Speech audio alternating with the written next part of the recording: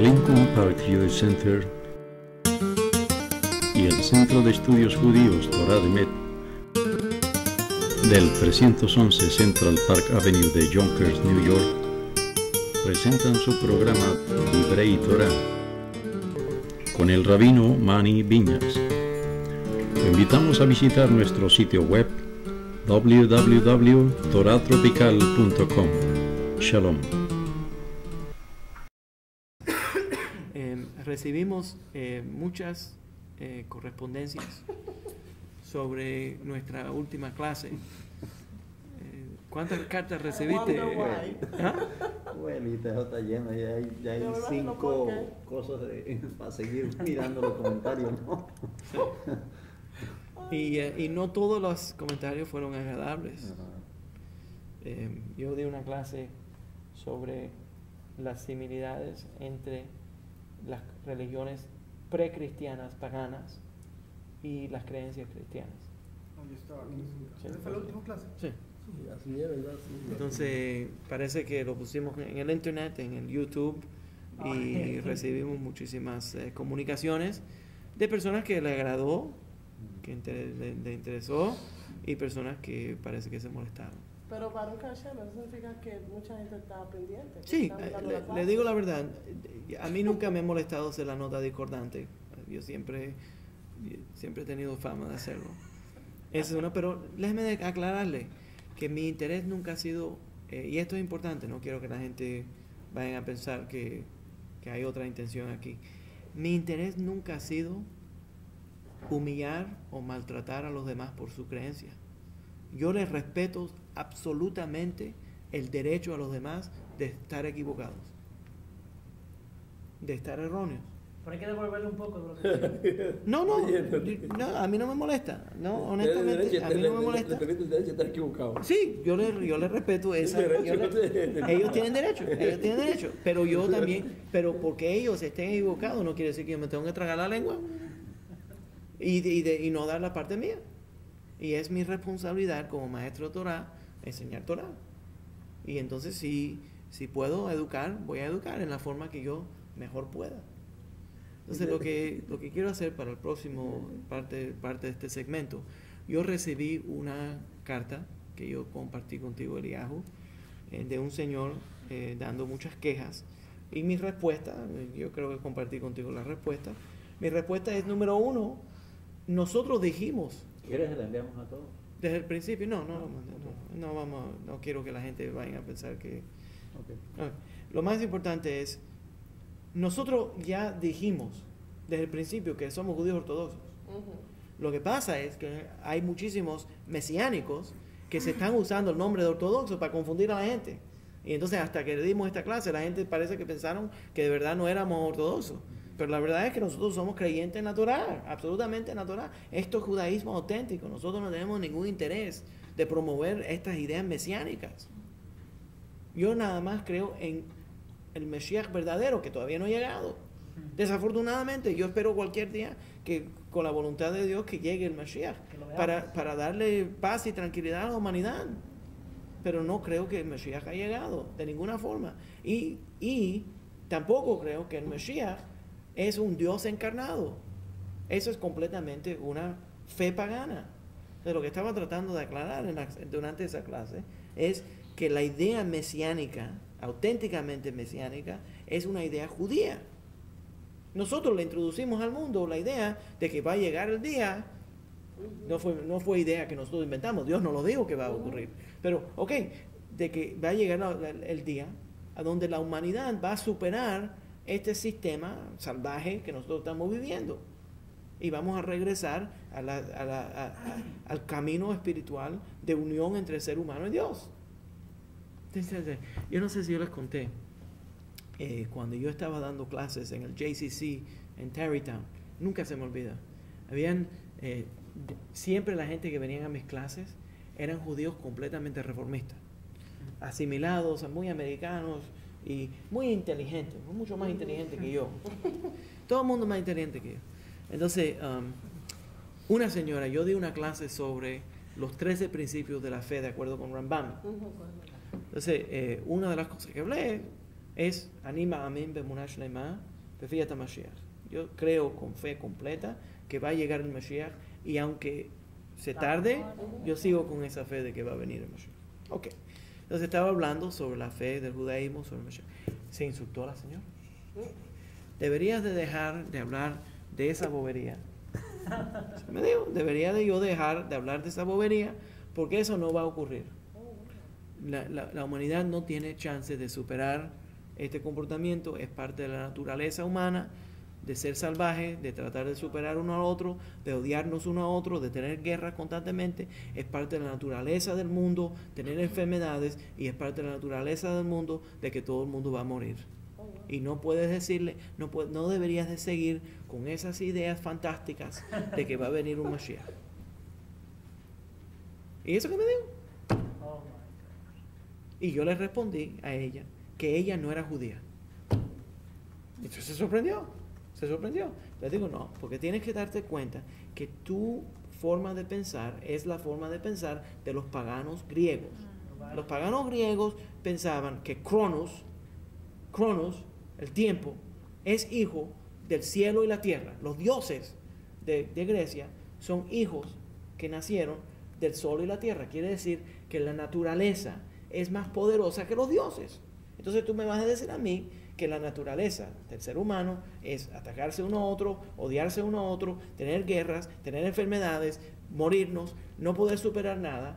¿Por qué? Porque la naturaleza es más poderosa que Dios. Pero yo le digo a usted que yo no soy pagano y yo no soy griego, yo soy creyente en la Torá, y la Torá me dice a mí que el Dios de Israel creó al cielo y la tierra.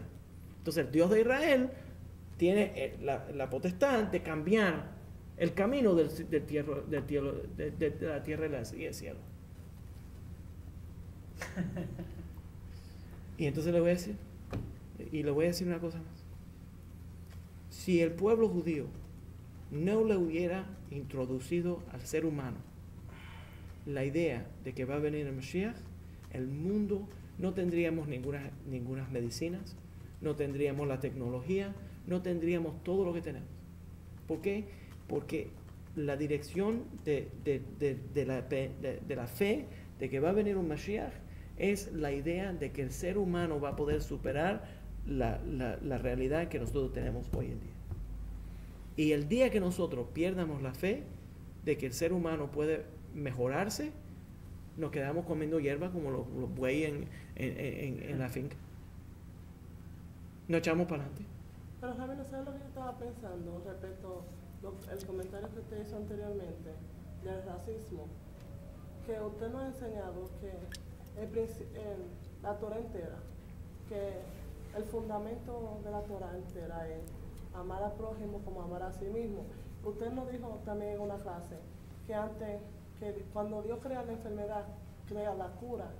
La cura del racismo, yo creo que Dios no la dio con la Torah. Absolutamente. Porque la Torah se trata entera de amar al prójimo como a ti mismo. Absolutamente. Entonces, como Dios creó la enfermedad, creó la cura. ¿Cuál es la cura? Leer la Torah y no coger la Torah y coger el mensaje y transformarlo en lo que a ti te parezca, sino coger el mensaje como es. Es la Mishnah en Pirkei Avot de el Rabino Akiva, dice que Dios ama tanto al ser humano que nos dio la Torah y nos dijo en la Torah que nosotros fuimos creados en la imagen de Dios. Ese es el gran regalo que Dios le dio al ser humano porque nos ama. Y como nosotros nos damos cuenta que somos hechos en la imagen de Dios, entonces nosotros tenemos valor. Y entonces no soy yo el único que tiene valor, sino todas las tribus en África también tienen valor porque están hechos en la imagen de Dios. Entonces, lo que está diciendo es absolutamente cierto. Entonces, lo que quiero entonces concentrarme por un momento es que en la última clase que me criticaron tanto, o que mucho les gustó, es interesante que a veces los seres humanos somos pesimistas y nos concentramos más en la gente que dieron quejas que en la gente que dieron bendiciones, que le gustó. Entonces, ¿por qué me voy a concentrar en la gente que no? Lo único que le digo a la gente que le dio quejas es que se tiene que dar cuenta que yo le dije la verdad, que yo soy rabino ortodoxo auténtico. Ese es uno. Lo otro que le voy a decir es lo que le dije a ese señor. Yo no entro a los sitios cristianos a decirle a ellos que se deberían de convertir al judaísmo. Él fue el que vino a mí. Si a ustedes les incomoda Tal vez a ustedes, a la persona que viene a mi clase y le incomoda a mi clase, a lo mejor le gusta estar incómodo. Y si le gusta estar incómodo, y si quiere incomodarse, y si quiere incomodarse, lo aplaudo. Porque a mí me encanta estar incómodo. La forma que yo crezco, que yo exploro las ideas, es exploro ideas que son incómodas para mí. Y los acepto o las rechazo. Pero piénsenlo, la única forma que nosotros maduramos como niños es cuando aprendemos lecciones duras. Y así como crecemos.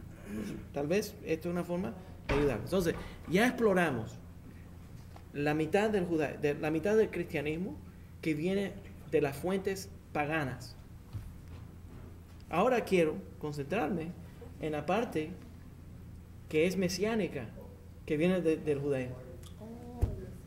Quiero describir cuáles son los puntos cuáles son los puntos desde el punto de vista judaico de lo que el rol del Mashiach. ¿Ya? Entonces, esto es lo que voy a hacer.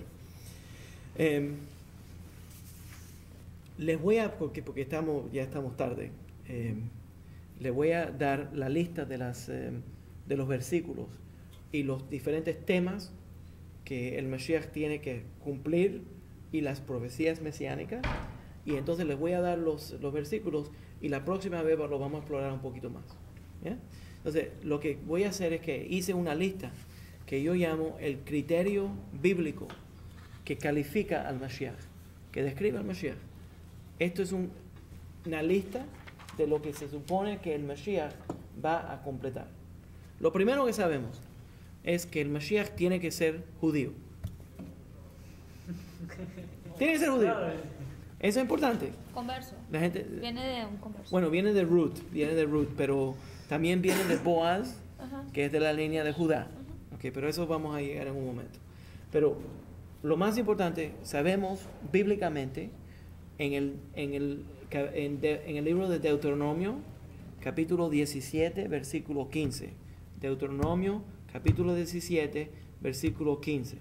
Dice, ciertamente pondrás como rey, por cierto, les quiero decir que todos los que Mashiach quiere decir ungido, y todos los reyes de Israel eran Mashiach, eran ungidos.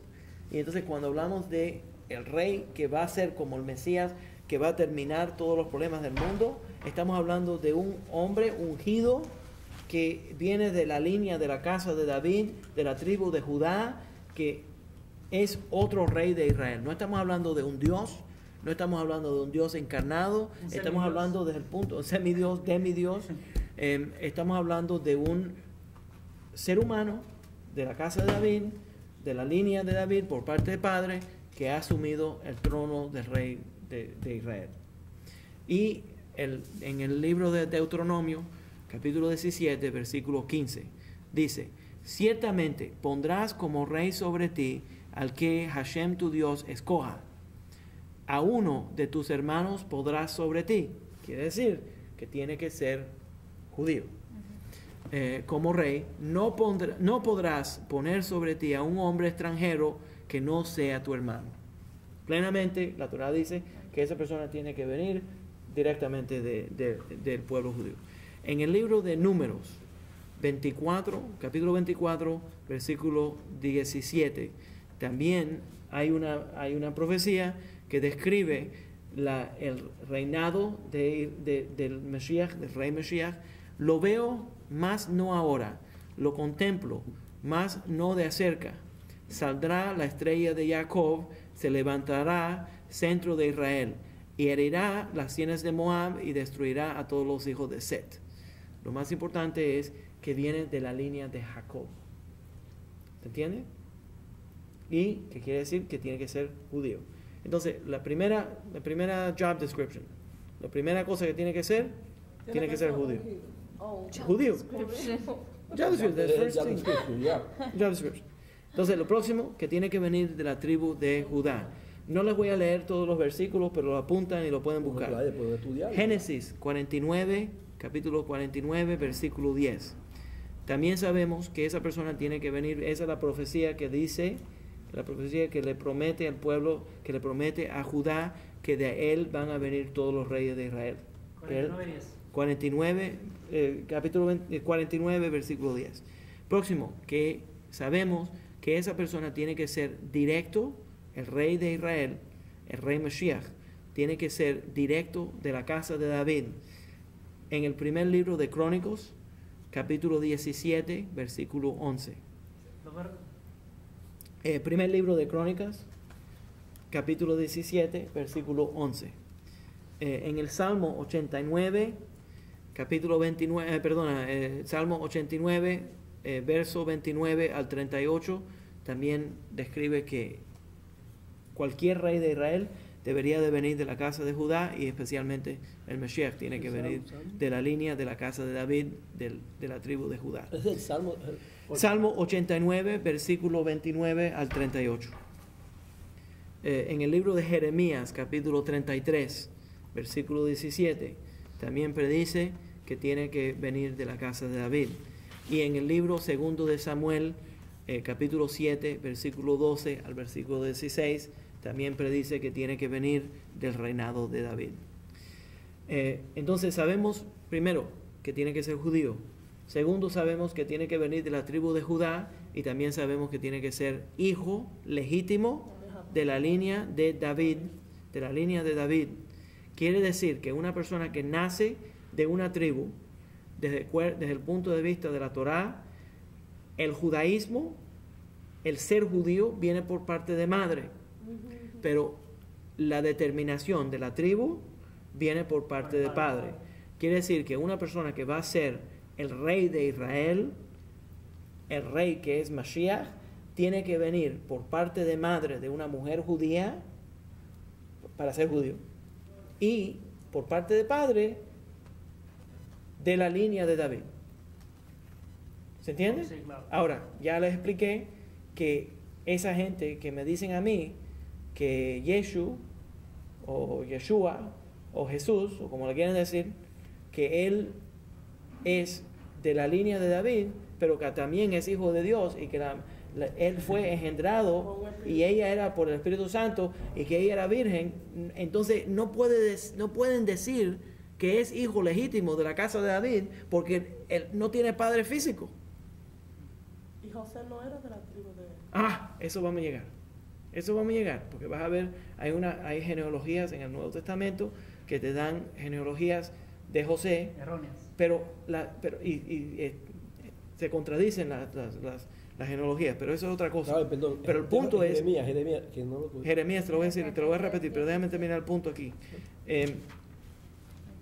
Si dices que él no fue engendrado por José y que fue concebido a través del Espíritu Santo y que ella era virgen, entonces él no puede ser de la casa de David. Ese es el primer punto que eso es lo primero. Entonces, ¿se entiende lo que estoy diciendo? Sí. Entonces, pero lo más importante, que desde el punto de vista de la Torá, sabemos, y le estoy dando la lista, primer libro de Crónicos, capítulo 17, versículo 11, que dice directamente allí que tiene que venir de la casa de David. Tiene que ser descendiente de la casa de David. Eso quiere decir que su padre tiene que ser de la línea de la casa de David.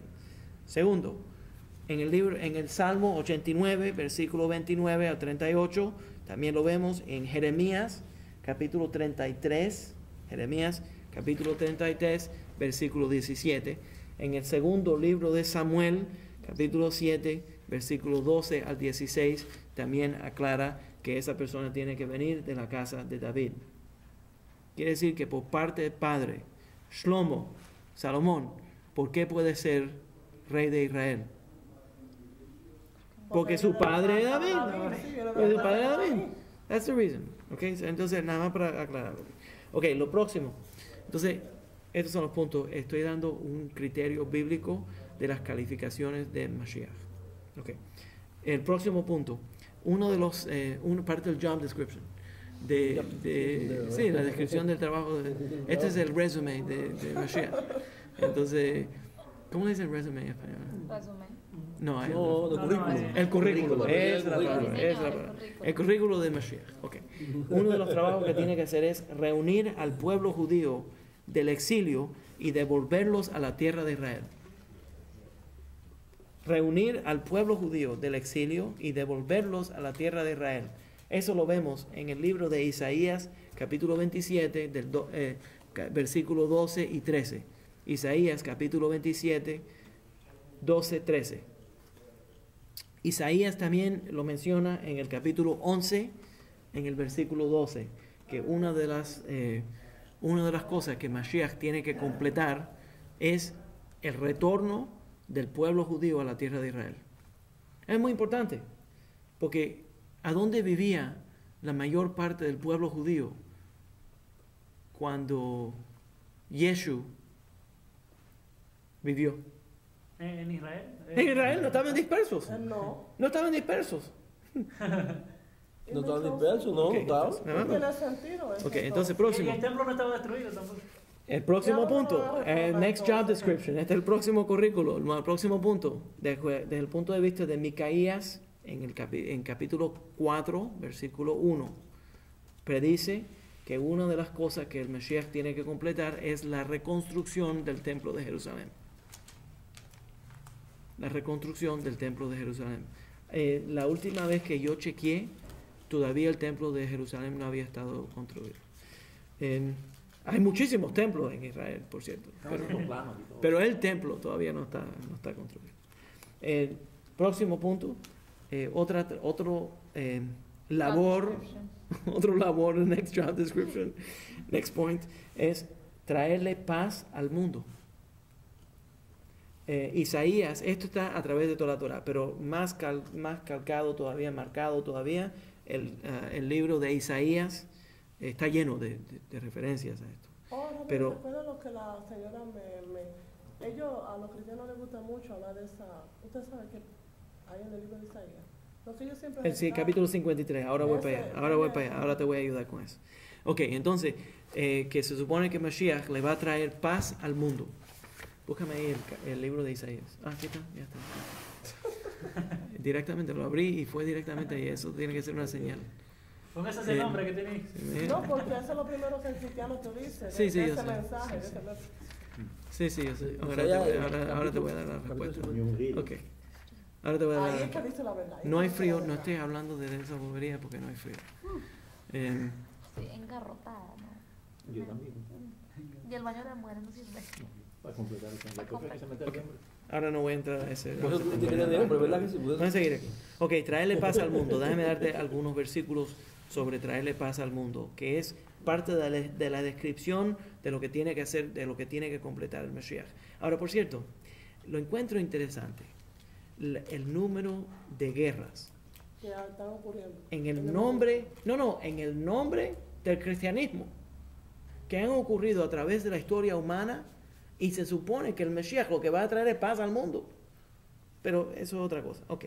El libro de Isaías, capítulo 2, versículo 4. El libro de Isaías, capítulo 11, versículo 6. Menciona que el Mesías tiene que traer paz al mundo. El libro de Micaías, capítulo 4, versículo 3. También dice que el Mesías tiene que traerle paz al mundo. Esto es el job description, la descripción de lo que se supone que complete el Mesías.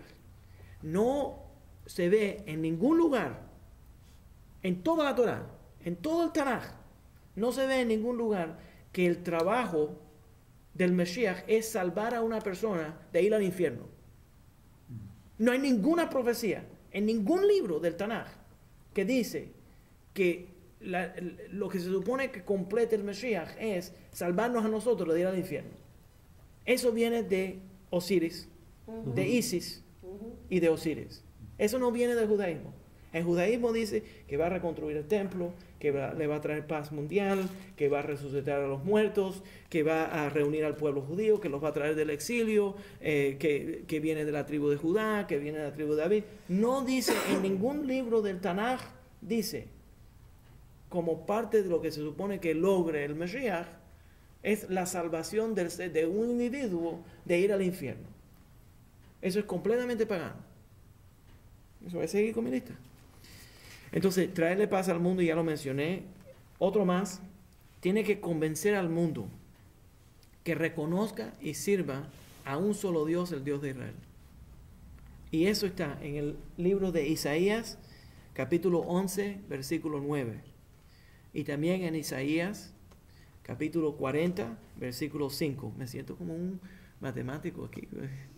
¿40 qué? Capítulo 40, versículo 5. En el libro de Zefania está en el capítulo 3 y en el versículo 9. Y en el libro de Ezequiel, capítulo 37, versículo 24 al 28. Ahora,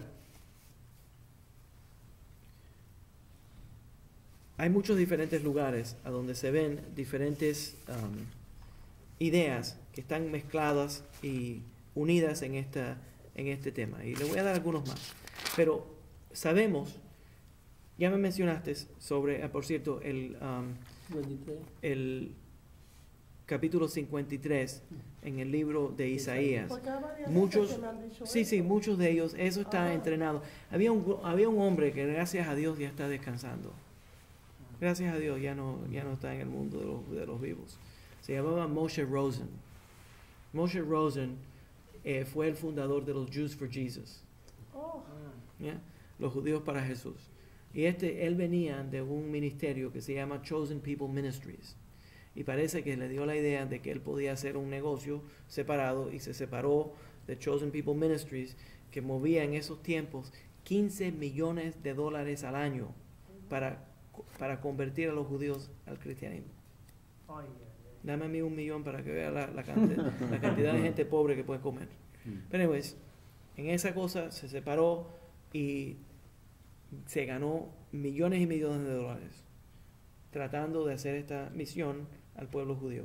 Y él fue una de las personas que empezó a crear interpretaciones de la Torá que son erróneas, pero para tratar de convencer a los judíos de que ellos tenían que volverse judíos, que volverse cristianos. Y una de las cosas que él más inventó, pero fue una idea verdaderamente, él lo hizo popular, pero eso empezó por la Iglesia Católica, y eso era decirle al pueblo judío que pueden ser cristianos y ser judíos a la misma vez. Entonces no van a perder su identidad, al volverse cristianos. Y esa es una forma de marketing, de venderle la idea del cristianismo a los judíos. Pero esa forma de reinterpretar y inventar ideas supuestamente bíblicas de lo que ellos dicen en el Antiguo Testamento y reinterpretarlas y aplicarlas en el Nuevo Testamento para hacerlo parecer que Jesús estaba completando estas profecías, eso es muy antiguo. Y le voy a dar un ejemplo de esto. El Nuevo Testamento, en el libro de Mateo, capítulo 2, versículo 23, el libro de Mateo lo hace parecer de que una de las profecías en el Antiguo Testamento, que una de las, capítulo 2, versículo 23, en el libro de Mateo, lo hace parecer de que una de las profecías del Antiguo Testamento, del Tanaj, es que el Mashiach tiene que venir nacer en Nazaret. Y si lees todo el Tanaj, no vas a encontrar ninguna profecía que dice que tiene que nacer en Nazaret. ¿Lo inventaron? Ese es uno. Otro es, en el libro de Mateo, capítulo 1, versículo 22 al 23, dice que Jesús es Mashiach porque nació de una virgen. Y ahí específicamente se refiere al versículo en Isaías del capítulo 7, versículo 14. En el libro de Isaías, capítulo 7, versículo 14, yo me lo recuerdo porque menciona mi nombre. Está ahí el nombre de Emmanuel. Cuando habla la Torá de esa profecía, y por cierto, eso no es una profecía mesiánica, interesantemente, en el libro de Isaías, dice que una mujer joven va a dar a luz y ella le pondrá Emmanuel al niño que nació. Ahora, eso no es una profecía mesiánica, está hablando de otro tema. Pero interesantemente, el libro de Mateo, entonces coge y traduce y cambia esto, y dice que una mujer virgen va a dar a luz y le pondrán el nombre de Emanuel. Y cambia el versículo. Interesantemente, cambia el versículo. Ahora, ¿cuándo le pusieron Emanuel? Número 1. Y número 2, eso no era una profecía mesiánica. Y, ¿por qué tiene que ser una virgen? Isaías dice que es una alma, no es una betulá. Betulá quiere decir virgen. Y él usa la palabra alma, que quiere decir una mujer joven. Entonces no tiene nada que ver con esto. Entonces, había una tradición ya formada entre los cristianos de coger versículos de la Torá, sacarlos de su contexto y asociarlos o congraciarlos de alguna forma con alguna profecía que tiene que ver con esta idea pagana de cristianismo. ¿Ya? Entonces, lo más importante que quería mencionarles es eso. Y uno de esos contextos es el sirviente sufriente en el capítulo 53 de Isaías. Y la gente se siente y lo leen fuera de contexto, y dicen, oh, este es un hombre inocente que está sufriendo, que ha sufrido por los pecados de los demás, y uno se pone a leer y dice, oh, eso es exactamente lo que los cristianos dicen de este hombre. Ajá. El único problema con eso es que yo leí todo el libro de Isaías, y en todo el libro de Isaías, cada vez que Isaías se refiere a mi sirviente es Israel. Entonces, todos los capítulos que vienen antes del capítulo 53, cuando constantemente Isaías está hablando del sirviente. Esto no es el primer capítulo a donde Isaías habla del sirviente. Constantemente está hablando del sirviente. Y dice, directamente en el libro de Isaías, dice, mi sirviente es Israel. Entonces, sí, vamos, pero entonces, un momento. Entonces, si está hablando que mi sirviente es Israel, ahora me siento y leo el capítulo 53 de Isaías. Mi sirviente sufre por los pecados de los demás. Cuando la gente acusan a los judíos de pecados y de cosas que ellos han hecho y castigan a los judíos y nos echan a nosotros a sufrir en lugar de lo que ellos han hecho. Y esa es la historia judía, eso es lo que nos ha ocurrido. Entonces, constantemente, cada vez que le falla una economía a un país, nos echan la culpa a nosotros. Entonces, nosotros somos el sirviente que está sufriendo. Y esa profecía del sirviente que sufre en el capítulo 53 no tenía nada que ver con Mashiach. Tiene que ver con el sufrimiento que el pueblo judío va a sufrir a través de las manos de esta gente que nos odian. Pero entonces ellos lo que hacen es que le cambian el contexto, lo sacan de su contexto. Entonces la gente que no tienen educación, que no han leído el resto del libro de Isaías, no saben que en otras partes del libro de Isaías, anterior al capítulo 53, ya él describió que que tiene que venir, que el sirviente es Israel. ¿Se me entienden? Entonces, hay muchas diferentes manipulaciones de estas cosas. Entonces, la gente me va a decir, bueno, pero miren lo que dice el Nuevo Testamento, que este Señor cumplió muchísimos milagros. Y mi respuesta, que Él hizo muchísimos milagros, que caminó sobre las aguas y resucitó a los muertos y los peces y el vino y el agua. Y ya nosotros sabemos que el vino y el agua, eso vino del paganismo, ya lo mencioné en la otra clase.